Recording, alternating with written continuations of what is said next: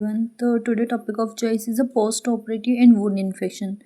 तो जो post operative में जो वुंड इन्फेक्शंस वगैरह होते हैं आफ्टर पोस्ट ऑपरेटिव, तो क्या क्या कॉम्प्लिकेशंस होते हैं, क्या नहीं होते हैं, तो हम स्टेप बाय स्टेप देखते हैं। तो फर्स्ट डे तो देखो यहाँ पर लिख रखा है causes of post operative fever. तो जो आफ्टर किसी भी ऑपरेशन सर्जरी के बाद जो फीवर आता है तो उसकी क्या क्या कॉजेस हो सकते हैं, first day, second day, third day. तो यहाँ पर हम स्टेप बाय स्टेप देखेंगे। तो जो फर्स्ट डे जो फीवर आता है आफ्टर सर्जरी, उसका मोस्ट कॉमन कोज होता है, वो होता है अटेलेक्टेसिस। और ये एग्जाम में बहुत बार क्वेश्चन पूछा गया है और उसका सीधा सीधा आंसर दे दो आप। तो सीधा सीधा क्वेश्चन का सीधा सीधा आंसर दे दो। क्वेश्चन पूछा गया कि क्या कोज है पोस्ट ऑपरेटिव, एक कोई भी सिनेरियो बना के दे देते हैं कि मतलब पेशेंट आया है पोस्ट ऑपरेटिव, एक दिन हुआ है, उसके बाद उसको फीवर है, तो क्या कारण हो सकता है। तो आप सीधा अटेलेक्टेसिस टिक कर दो। कॉलेप्स ऑफ एल्वेलाइस मतलब अटेलेक्सिस। प्रिवेंशन क्या हो सकती है, चेस्ट फिजियोथेरेपी, चेस्ट फिजियोथेरेपी हो सकता है। इसके अलावा जो है पेन कंट्रोल करने के लिए आप मेडिकेशन दे सकते हैं, स्टीम इनहेलेशन दे सकते हैं, cessation of smoking 4 to 6 weeks prior to surgery. तो मतलब अगर कोई पेशेंट है जो स्मोकिंग करता है तो आपको उसको इंस्ट्रक्ट करना होगा कि आपको जो स्मोकिंग स्टॉप करनी होगी 4 से 6 वीक पहले, सर्जरी से पहले, यानी कि ऑलमोस्ट 1 डेढ़ महीने पहले ही उसको स्मोकिंग बंद करनी होगी। सेकेंड कॉज क्या है, यहाँ दिख नहीं रहा, सॉरी, यहाँ पर जो है ये दिख नहीं रहा। ओके, तो सेकेंड डे अब सेकेंड डे जो अगर किसी पेशेंट को फीवर आ रहा है सेकेंड और थर्ड डे, तो उसका मोस्ट कॉमन कॉज क्या हो सकता है, सुपरफिशियल थ्रोम्बोफ्लेबाइटिस हो सकता है, यूटीआई हो सकता है, यूरिनरी ट्रैक इन्फेक्शन हो सकता है, निमोनिया हो सकता है।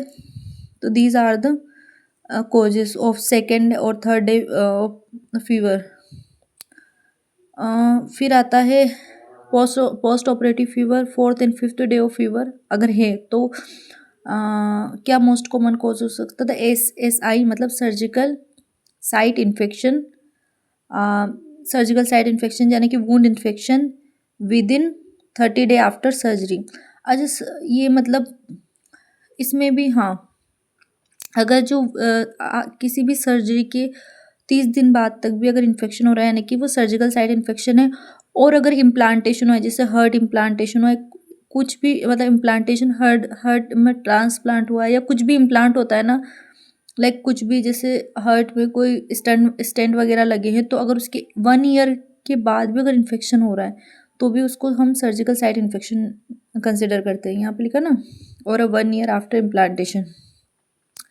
डीवीटी, डीप वेन थ्रोम्बोसिस हो, तो डीवीटी हम प्रिवेंट कैसे करते हैं, इसमें डीवीटी प्रिवेंशन के 2 तरीके, एक तो मैकेनिकल और दूसरा है मतलब फार्माकोलॉजिकली। मैकेनिकली हम अर्ली एम्बुलेशन कर सकते हैं, मतलब उसको चलाना फिराना ताकि वो उसका जो है मोमेंट हो सके।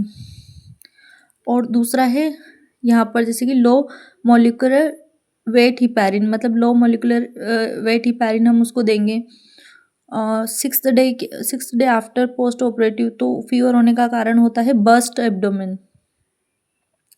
एब्डोमेन या फिर एब्डोमिनल वुड डाइसेंस। बर्स्ट मतलब होता है फटना, लाइक खुल जाना, जैसे सर्जरी वजह से खुल जाना, बर्स्ट एब्डोमेन यानी खुल जाना, फटना जिसको हम बोलते हैं।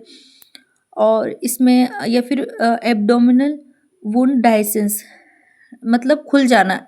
डाइसेंस और एविसरेशन में डिफरेंस होता है। डाइसेंस मतलब होता है खुल जाना, एविसरेशन मतलब होता है इंटरनल ऑर्गन जो होते हैं वो भी प्रोट्रूड हो जाते हैं, मतलब विजिबल होते हैं या बाहर निकल आते हैं, तो उसको हम बोलते हैं एविसरेशन।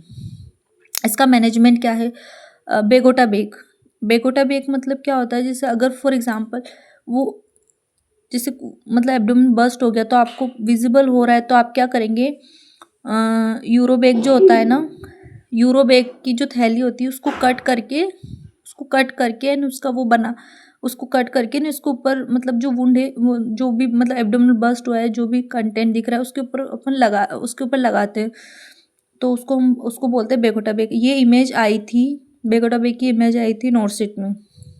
यूरोबैग से हम लेप्रोटोमी करते हैं, ये इमेज बेस्ड क्वेश्चन आता है। 7th डे एंड बियॉन्ड, अगर 7th डे हो गया सर्जरी को और बियॉन्ड है तो फिर उसका रीज़न क्या है, फीवर आने का या इन्फेक्शन का, तो उसका कारण होता है इंट्रा एब्डोमिनल एब्सेस। मतलब जो कैविटी है, जो एब्डोमेन है कैविटी, उसमें एब्सेस यानी कि पस फॉर्मेशन हो गया।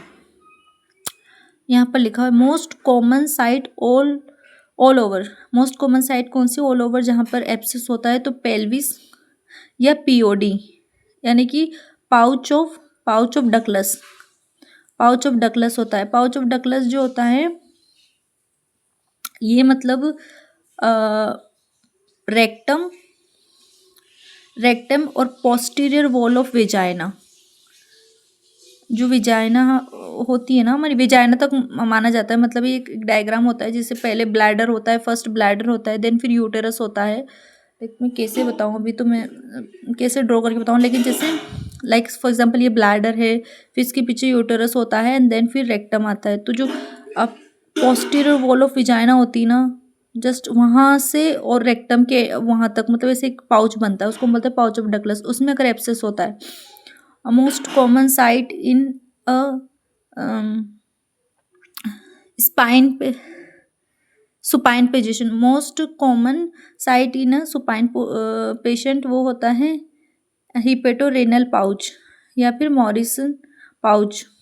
और most common site in an ambulatory patient में जो होता है पेल्विस। ये दीज आर द साइट्स जहाँ पर इंट्रा एब्डोमिनल मतलब एब्सेस होता है। क्लिनिकल फीचर वही फीवर होंगे, फीवर में स्पाइक होंगे, चिल्स, राइगर होंगे, लाइक इस टाइप की स्पाइक्स होंगे, ये देख रहे हैं। इन्वेस्टिगेशन ऑफ चॉइस होती है वो होती है CECT यानी कॉन्ट्रास्ट इन्हांस सीटी स्कैन। इसका अब यहाँ पर हम देखेंगे क्या क्या टाइप्स होते हैं वुंड के। जो वुंड होता है ये वेरी वेरी इंपॉर्टेंट टॉपिक है। टाइप्स ऑफ वुंड है ना, जो चार टाइप्स के होते हैं। हाँ ऑब्वियसली 4 टाइप्स के होते हैं। वुंड्स जो होते हैं 4 टाइप्स के होते हैं। फर्स्ट वुंड होता है clean wound, clean contaminated wound और डर्टी वुंड। इधर जो है डर्टी वुंड, इसको हम बाद में देखेंगे, पहले 3 स्टेप बाय स्टेप देखते हैं। तो जो क्लीन वुंड होता है, क्लीन वुंड के एग्जाम्पल्स है जैसे clean incision would, for example breast surgery, thyroid surgery, CABG, coronary artery bypass, grafting surgery, knee replacement, uncomplicated inguinal hernia हो गया। और आई थिंक इसमें हाँ मुझे लगता है हाँ ये होगी क्लीन वुंड वाले है ना, ये क्लीन वुंड है। इसमें जो percentage of surgical site infection के कितने चांसेस है, तो विद एंटीबायोटिक 1 से 2% है। No role of an wound except has been placed, मतलब sorry no role of antibiotic in clean wound except implant और मेश हैज़ बीन प्लेस्ड। मतलब जैसे ना एंटीबायोटिक का कुछ भी रोल नहीं है इसमें, अगर जब तक आपने कोई इम्प्लांट नहीं किया हो या कोई मैश नहीं, मतलब मैश जैसे हर्निया मैश वगैरह होते हैं ना वो। और अगर विदाउट एंटीबायोटिक भी 1 से 2% ही है इसके इन्फेक्शन के चांसेस। लेकिन क्लीन कंटामिनेटेड जैसे यहाँ लिख रखा है GI ने गैस्ट्रो इंटेस्टाइनल और GU मतलब genito urinary, but they are is no inflammation. अगर मतलब इनकी सर्जरी वगैरह हुई है लेकिन कोई इन्फ्लामेशन नहीं है। यहाँ पर LSCS भी दे रखा, lower segment caesarean section. Lower से जैसे यहाँ क्वेश्चन भी लगा रखा है, ये क्वेश्चन भी आता है कि आपका जो सिजेरियन सेक्शन होता है वो किस टाइप का वुंड है, क्लीन वुंड है, कंटामिनेटेड वुंड है, डर्टी वुंड है, कौन सा वुंड है। तो ये क्लीन कंटामिनेटेड वुंड है, LSCS हाँ। Lower segment caesarean section. Elective internal elective हो, मतलब जो इलेक्टिव भी होता है LSCS। कोलेसिस्टेटोमी हो गया, इलेक्टिव अपेंडेक्टोमी हो गया, यूरिनरी स्टोन रिमूव किया, मतलब जैसे कोई स्टोन वगैरह है, पथरी है तो उसको रिमूव किया हो। When no inflammation, laparoscopy abdominal hysterectomy किया हो तो भी, मतलब जिसमें इन्फ्लामेशन ना हो, बस ये कुछ भी हो लेकिन इन्फ्लामेशन ना हो।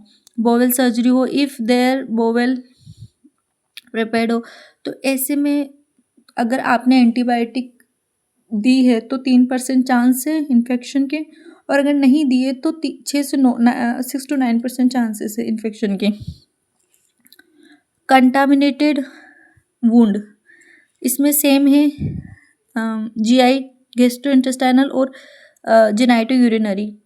नो प्रूलेंट, यानी कि इन्फ्लामेशन तो है यहाँ पर, अब प्रूलेंट यानी कि कोई पस फॉर्मेशन नहीं, प्रूलेंट यानी कोई पस नहीं लेकिन इन्फ्लामेशन है।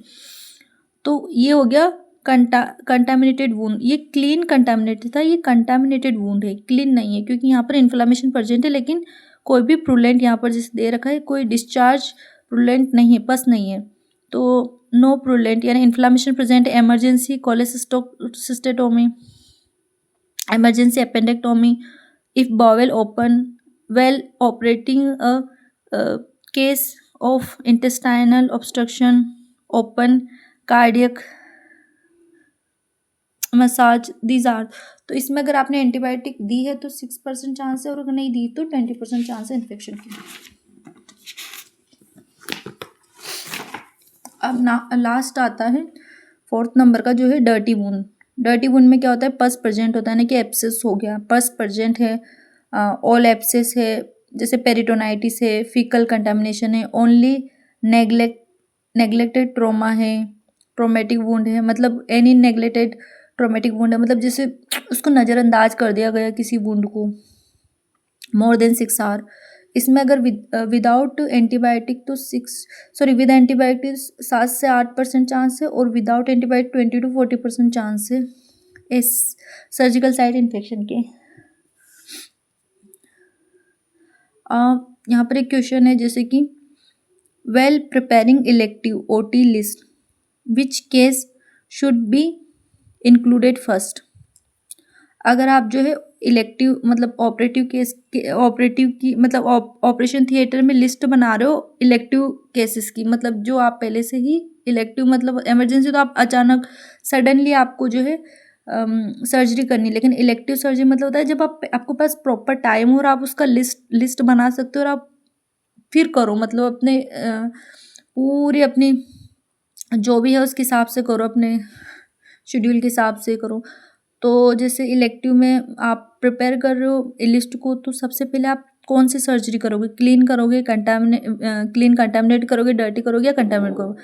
तो आप सबसे पहले कौन से टाइप की सर्जरी करोगे, तो ऑब्वियसली क्लीन करोगे, जिसमें मतलब कोई इन्फ्लामेशन वगैरह नहीं था। इसमें इन्फ्लामेशन होता है, इसमें तो इन्फ्लामेशन वगैरह कुछ नहीं होता है, यहाँ पर भी नो इन्फ्लामेशन होता है, यहाँ पर इन्फ्लामेशन आ जाता है, यहाँ पस नहीं होता है, यहाँ इन्फ्लामेशन होता है और यहाँ तो पस वगैरह सब होता है। 100% क्वेश्चन आया, how to prevent wound infection.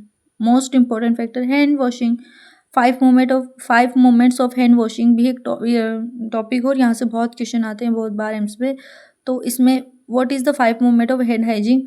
तो बिफोर टच पेशेंट्स आपको हैंड हाइजीन करना है, before touch any clean aseptic procedure, after body fluid exposure, after patient touch, after patient surrounding touch.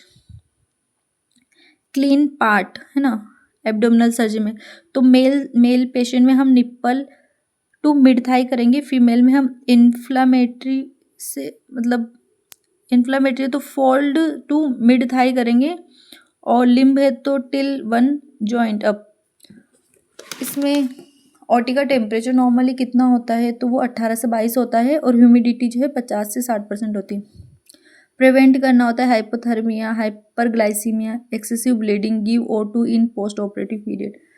Question है, 34 year old patient underwent laparotomy for iliac perforation and was recovering well, but on the 8th day, यहाँ पर 8th day mention, 8th day POD यानी pouch of Douglas, he start complaining of multiple episode of loose motion which comprised of mainly mucus spike of fever were also present. What is the most probable cause of his condition?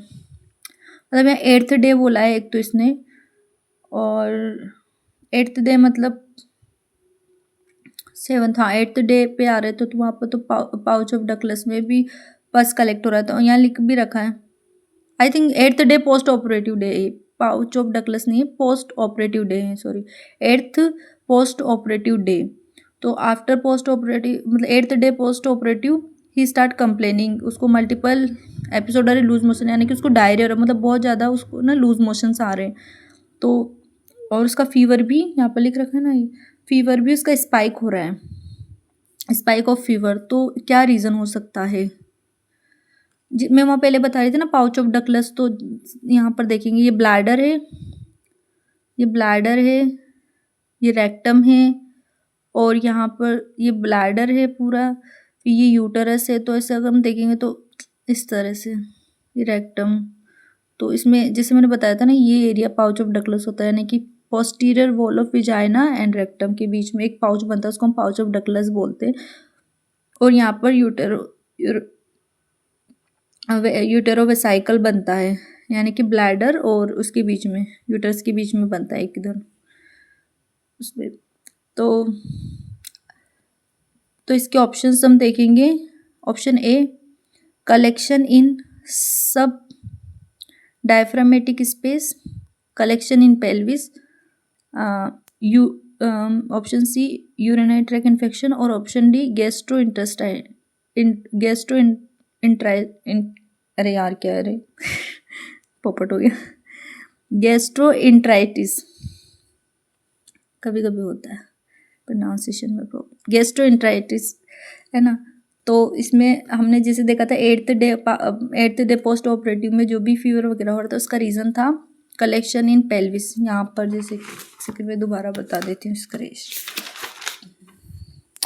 ये रहा ना, most common site overall pelvis यानी pouch of ductless में, मतलब 7th and beyond अगर कोई भी abscess वगैरह या फीवर वगैरह हो रहा है तो उसका मोस्ट कॉमन कॉज ये है पाउच ऑफ डकलेस या पेल्विस में। तो यहाँ पर वही दे रखा है, यानी कि collection in pelvis, that's it.